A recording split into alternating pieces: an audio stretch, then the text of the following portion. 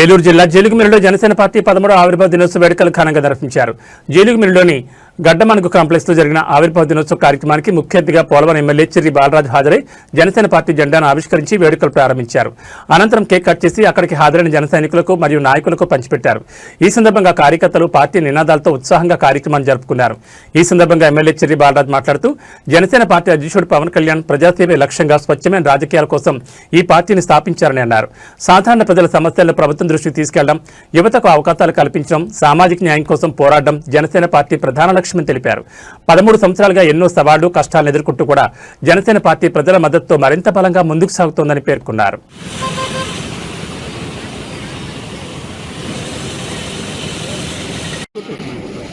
జై జనసేన, జై జనసేన, పవన్ కళ్యాణ్ గారి నాయకత్వం, పవన్ కళ్యాణ్ గారి నాయకత్వం, బాలరాజు గారి నాయకత్వం, బాలరాజు గారి నాయకత్వం.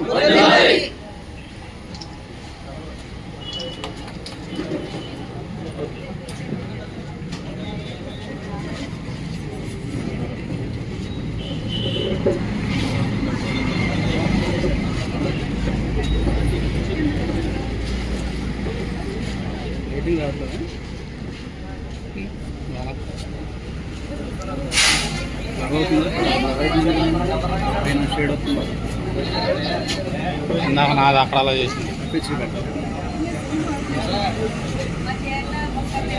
బాగా